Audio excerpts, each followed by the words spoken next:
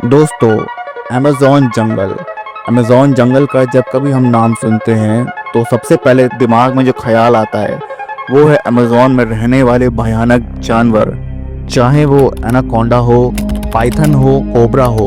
कुछ लोग तो ये भी कहते हैं कि आज भी अमेज़ॉन के जंगल के अंदर डायनासोर्स एग्जिस्ट करते हैं, क्योंकि अभी तक सिर्फ अमेज़ॉन का 25% ही हमने डिस्कवर करा है और बचे हुए 75% के अंदर अमेज़ॉन क्या छुपाए बैठा है प्रकृति का, वो आज तक साइंटिस्ट भी जान नहीं पाए हैं। आज की वीडियो के अंदर हम अमेज़ॉन जंगल के बारे में फैक्ट्स को तो जानेंगे ही, साथ में हम ये भी जानेंगे कि अमेज़ॉन जंगल आखिर बना कैसे था, अमेज़ॉन जंगल एग्जिस्ट कैसे हुआ था अर्थ पे। साथियों, इस बात में कोई शक नहीं है कि दुनिया के अंदर सबसे सुंदर और सबसे विचित्र जो जानवर हैं हमें अमेज़ॉन के जंगल के अंदर देखने को मिलते हैं। जब कभी आप अमेज़ॉन जंगल के अंदर आएंगे तो आपको ये महसूस होगा कि मानो आप किसी और ही दुनिया के अंदर आ गए हों। धरती के ऊपर ये इकलौता एक ऐसा जंगल है जो इतना विशाल और इतना घना है।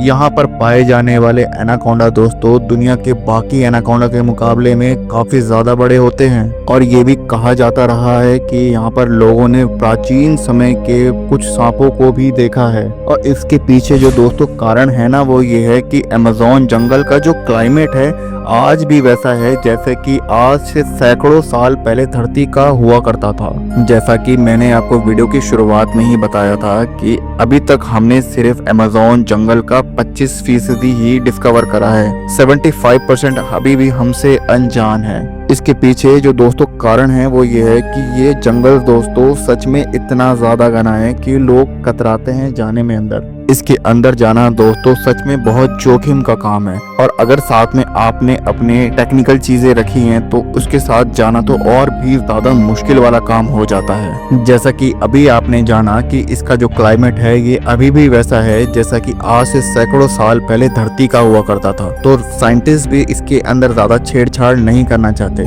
क्योंकि अगर हम उससे छेड़छाड़ करते हैं या फिर उसको नुकसान पहुंचाते हैं तो ये हमारे भविष्य के लिए किसी खतरे की घंटी से कम नहीं होगा।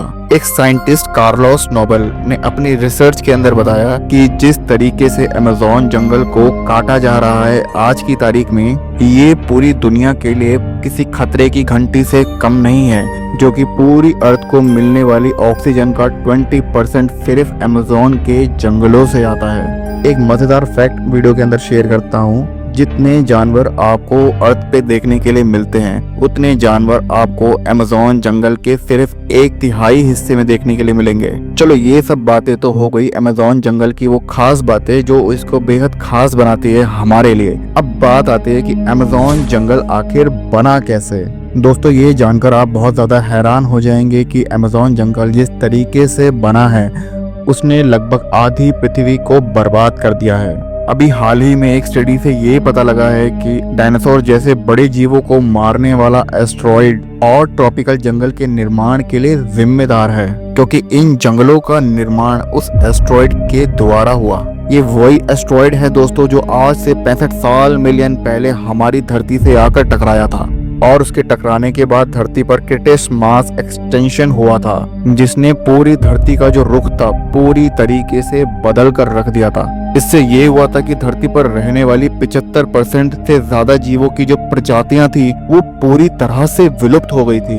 ये जो दोस्तों मास एक्सटेंशन हुआ था ये 2 मुख्य कारणों से हुआ, जिसने डायनासोर जैसे भयानक और खतरनाक जानवरों को बिल्कुल नस्तो नाबूद कर दिया, बिल्कुल धरती से खत्म कर दिया था।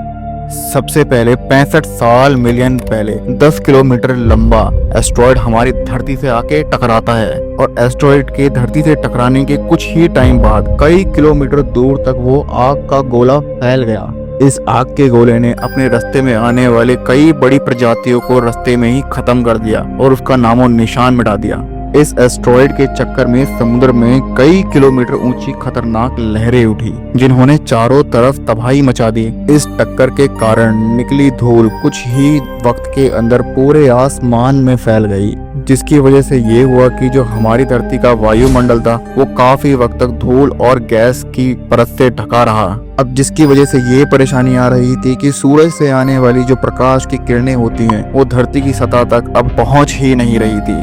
अब जिसकी वजह से धरती का जो तापमान था वो कई डिग्री सेल्सियस तक गिर गया था। इस महाप्रलय की वजह से जीव जंतु और पेड़ पौधे बुरी तरह से नष्ट हो गए थे। अब काफी समय बीतने के बाद धरती के वायुमंडल से धूल और गैस के जो बादल थे वो धीरे धीरे साफ होने शुरू हुए और फिर एक बार प्रकाश की जो किरणें हैं धरती की सतह तक वापस दोबारा पहुंचने लगी। इस मास एक्सटेंशन के बाद चूहे की तरह दिखने वाले मैमल्स और दूसरे जीवों की प्रजातियां अस्तित्व में आई, जिन्होंने कई सालों के एवोल्यूशन के बाद मैमल से बंदर और बंदर से इंसान तक का रूप लिया। ये एस्ट्रॉयड यानी कि उल्कापिंड हमारे जीवन के लिए बहुत जरूरी था। अगर ये नहीं गिरता तो डायनासोर्स का नामो निशान कभी खत्म नहीं होता और इंसान आज अस्तित्व में नहीं आता। और इसी एस्ट्रॉयड के कारण अमेज़न जंगल इतना घना है आज की तारीख में।